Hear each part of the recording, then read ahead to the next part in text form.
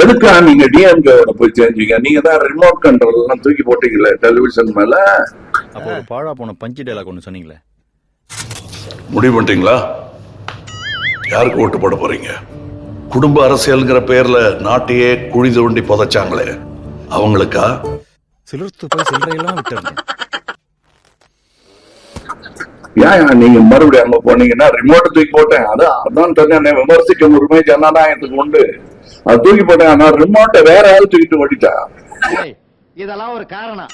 யாராவது மொட்டை அடிச்சுட்டு வந்தா அவன் தலையில தபையெல்லாம் வாசிப்பீங்க. அதெல்லாம் எனக்கு வாசிக்க தெரியாது. ஆனா அங்க போக கூடாதுயா. ரிமோட் ஸ்டேட்டோட இருக்கணும். கல்வியே அப்படித்தான் இருக்கணும். நாங்க நினைக்கிறோம் ரிமோட்டை கொடுப்போமா? நாங்க என்னென்ன சொல்றோம் பாருங்க. எடுத்துட்டு வா திருப்பி. பரவாயில்ல, ஒழிச்சாலும் வைப்போம். ஒருத்தர் மேல ஒருத்தர் அடிச்சுட்டு வேணாம். இனிமே எவனோ வந்து தூக்கிட்டு போயிட்டான். இதெல்லாம் யாரா உன்ட்ட கேட்டா? யாரா நீ அப்படின்னு எடுத்த முடியல. இந்த அலையன்ஸ் புரிஞ்சுங்க. புரியல என்ன சும்மா இருங்க. இந்த காரி மூஞ்ச கதையெல்லாம் ஒரு காவிய கதை மாதிரி இங்க வந்து சொல்லி அங்க டைம் வேஸ்ட் பண்ணுகிற போட மரியாதையா. தேர்தல் ஜனநாயகத்துல ஒரு கட்சிய நேர்கொண்டு மக்களுடைய வாக்குகளை பெற்று நீங்க தேர்தலில் ஜெயிக்கிறதுங்கிறது இது நாள் வரைக்கும் இருக்கக்கூடிய நடைமுறை. அதானே உலக வழக்கம். ஆனா தேர்தல் ஜனநாயகத்துல எதிர்கட்சிகளை ஜெயிக்க முடியாத ஒரு சூழல் வருகிற போது பாஜக அமலாக்கத்துறையை பயன்படுத்துது அப்படிங்கிற குற்றச்சாட்டை அவங்க முன்வைக்க. இப்படியே பேசிட்டு தெரியுங்க. ஒரு நாளைக்கு திங்கிற சோத்துல விஷத்தை வைக்க போறோம். இது தொடர்ந்து திமுக எழுப்பு. திமுக எப்பெல்லாம் சிக்குதோ அப்ப இந்த மாதிரியான விஷயங்கள், அப்ப மாநில சுயாட்சி வரும். ஒரே கஷ்டமப்பா. இந்தி எதிர்ப்பு வரும். இந்தி எதிர்ப்பு அத்தனை அவங்க பள்ளிக்கூடத்துல முழுசா இப்ப கட்டாயமா 45 பள்ளிக்கூடத்துல இந்தி எடுத்து கொடுத்துட்டு இருக்காங்க. அடேங்க அப்பா, கேப் மாறி மொல்ல மாறி முடிச்சவிக்கி இவங்களை எல்லாம் நான் தனித்தனியா தான் பாத்திருக்கேன். ஆனா மொத்த உருவத்துல இன்னைக்கு தாண்டா சாமி நான் பாக்குறேன். 5000 ஸ்கூல் தமிழ்நாட்டில் இப்ப அவங்க இருக்குல்ல, அவங்களுடைய ஆதரவுல இந்தி உள்ள பாடம் சொல்லிட்டு இருக்காங்க. கேட்டா பொன்முடி அமைச்சர் சொல்றார், நாங்கள் இந்திக்கு எதிர்ப்பு இல்ல, இந்தி திணிப்பு தான் எதிர்க்குன்னு சொல்லி போடு. அப்பப்ப இந்த மாதிரி வேஷங்களை மாற்றிக் கொள்வார். உங்களுக்கு எல்லாம் ஒரே குழப்பமா இருக்குல்ல? ஆமா. இப்ப நான் தம்பி வந்து நான் கேட்டதற்கு பதிலே சொல்லல. இவர் செந்தில் பாலாஜி அவர்கள் நீங்கள் தானே குற்றஞ்சாட்டினீர்கள். அத வேற நெஞ்சமெல்லாம் பொண்ணு அறக்கு தம்பி, மறக்க முடியல. நீங்கள் தானே வழக்கு தொடுத்தீர்கள். நீங்கள் தானே அவர் கதற கதற நார நார பேசி அவரை முகத்திலே நீங்கள் அவருக்கு என்னென்னலாம் வீசணுமா வீசுனீங்க கரூர்ல. அப்படி எல்லாம் சொன்னேன். தம்பிக்கு அதுக்கு பதில் சொல்ல முடியல.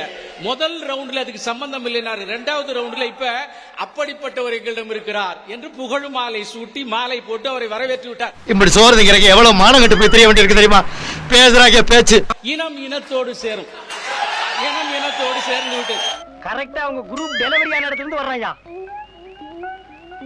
அண்ணே என்ன பழி வாங்கிட்டீங்கல்ல? அது ஒன்று. இரண்டாவது, காமராஜரை பற்றி பேசினார். இனம் இனத்தோடு சேரும். ஆமா, ஊழல் இனத்தோடு சேரும். கொள்ளை கூட்டத்தோடு சேரும். இதான்டா திமுக, இதான் திமுக, மறந்துடாத. இப்ப காமராஜர் என்ன பேசினார்கள்? காமராஜரை கொஞ்சம் நெஞ்சம் அண்ணன் வேலுச்சாமி என்ன பக்கத்துல உட்கார்ந்துக்கிட்டு எப்படி டாலரேட் பண்றாரு தெரியல. கர்மத்தையெல்லாம் கொண்டு ஏக வசனம் பேசுறா, கேட்டு பேசாம இருக்கீங்க. நான் கேட்காத மாதிரி இருக்குல்ல, அதே மாதிரி நீயும் கேட்டு கேட்காத மாதிரி இருக்க. காமராஜனை இந்திய வரலாற்றிலேயே தமிழ் அகராதியிலே இல்லாத வார்த்தையெல்லாம் பேசினார். அண்டங்காக்கா. அதற்கு என்ன அர்த்தம்? அண்டம் என்றால் உலகம், காக்கை என்றால் காப்பாற்றுவது, உலகத்தை காப்பாற்றுபவன் என்று கூறினேன்.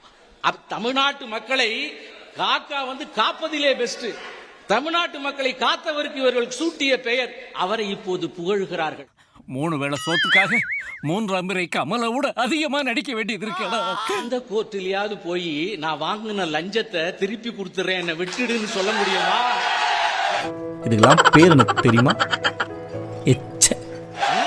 அப்படி வாங்கின லஞ்சத்தை திருப்பி கொடுத்து வெளியே வந்த செந்தில் பாலாஜி ஆதரிக்கிறாரே வழக்கறிஞர் தொழிலுக்கு அது விரோதம் இல்லையா? ஐயோ அட தற்கூரி நாயங்களா, ஏன்டா இந்த மாதிரி அநியாயம் பண்றீங்க? செந்தில் பாலாஜி வந்து முதலமைச்சர் வந்து முன்னாடி அப்படி பேசினாரு, இப்ப அவருக்கு ஆதரவு தெரிவிக்கிறாரு. இல்ல தண்ணி இனி போட்டிருக்கியா? ஏன் இப்படி பேச்ச மாத்தி பேசுற? முன்னாடி பேசின போது குற்றச்சாட்டு வந்தது, அது குறித்து பேசினோம். இரண்டாவது, எங்கள் நிலைப்பாடில் மாற்றம் எப்போது வந்ததுன்னா நீதிமன்றம் அவரை அந்த வழக்கிலிருந்து விடுவித்தது. ஏன்டா உங்க பொண்ணு திட்டுற? பெத்து போட்டதால பேச்செல்லாம் கேட்க வேண்டியது இருக்கு. இனிமேலும் பக்கமே வர மாட்டேன் சாமி. இங்க நீங்க சொல்ற இதே போக்குவரத்து ஊழல்னு சொல்றதுல விடுவித்தது. அதோட நான் அந்த கருத்தை விட்டுறேன். இதெல்லாம் படிச்சு உங்களுக்கு புரியும். இந்த ஆட்டு குடுக்குற வேலையெல்லாம் என்கிட்ட வச்சுக்காதடா. ரெண்டாவது, அண்ணன் சேகர் மீது நான் நிரம்ப மரியாதை வைத்திருக்கிறேன். கொஞ்சம் இது ரொம்ப முக்கியமான விஷயம். தம்பி காமெடி வேண்டாம், நான் சொல்லிட்டேன். நானு காமெடி பண்ணாதன்னு சொல்லிருக்கேன். நானு அண்ணன் சேகர் அவர்கள் மீது ரொம்ப மரியாதை வச்சிருக்கேன். சொட்ட தலையா சொன்னதே திரும்ப திரும்ப சொல்றானே, என்ன வியாதி உனக்கு? உண்மையாவே அண்ணன் சேகர் அவர்கள் தெம்பு இருந்தால், திராணி இருந்தால் மோடிய கூட கூட்டிட்டு வாங்க, அமித்ஷாவை கூட கூட்டி வாங்க. எதுக்கு இவ்வளவு காரி துப்பறதுக்கா? செந்தில் பாலாஜி நீதிமன்றத்தில் நான் பணம் வாங்கியது உண்மைன்னு ஒரு அபிடவிட்ட இங்க கத்திர ஆண் மக்களுக்கு சேர்த்து சொல்றேன். காட்டிட்டா நீங்க ஆம்பளைங்க. உச்சமே இல்ல. அப்படி எந்த இடத்திலும் இல்லை. செந்தில் பாலாஜி வழக்கில் எந்த இடத்திலும் இல்லை. நான் வழக்கறிஞர். செந்தில் பாலாஜிக்கு நான் வழக்கறிஞர். அடிக்கடி சொல்லுங்கண்ணே, எனக்கே மறந்துடும் போல. வாங்கினவன் ஒருத்தன், கொடுத்தவன் ஒருத்தன் போய் ரோட்ல நிக்கிறான். என் பேர்ல எடப்பாடி கட்சியை விட்டு போனதுக்கு அப்புறம் 2012 நீ பொலிட்டிக்கலா கேஸ் போடுவ, எனக்கும் இதுக்கும் சம்பந்தம் இல்லைன்னு உயர் நீதிமன்றம் போறான். தமிழ்நாட்டுல கந்தலான பத்தாதுன்னு ஆந்திரா போய் கண்டமாக போறாராம். உயர் நீதிமன்றம் அவரை அந்த வழக்கிலிருந்து விடுவித்தது. ஒரு நிமிஷம். கொண்ட காரணத்தினாலே தான் சுப்ரீம் கோர்ட்டை வழக்க தூசி தட்டி எடுத்தது. ஏயா இன்னைக்கு நீ இப்படி உயிரை வாங்குற? நீ வாதாரப்ப என்னைக்காவது நான் குறுக்க போந்துருக்கேன். அதுக்கு ஒரு மனுஷன் கிராஸ் பண்ணா ஒரு ஆர்டரா ஃப்ளோவா போய்கிட்டு இருக்கல. கூட பேசினா மறந்துட மாட்டானா? திரும்பவும் சொல்றேன், ஆதாரம் காட்டுங்க.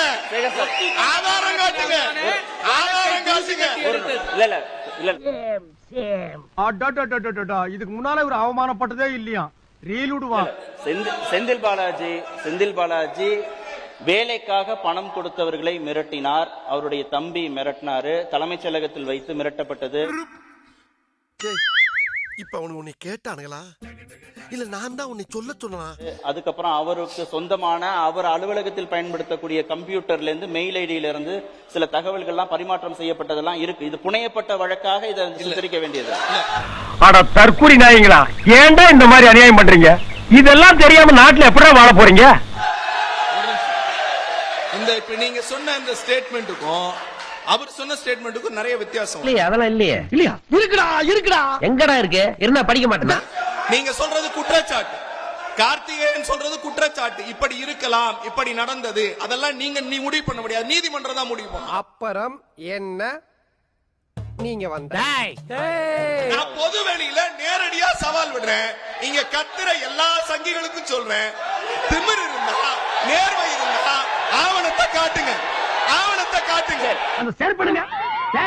நீ போ படுவா பரதேசி, உன்னை மீட்ல வந்து மிதிக்கிறேன்.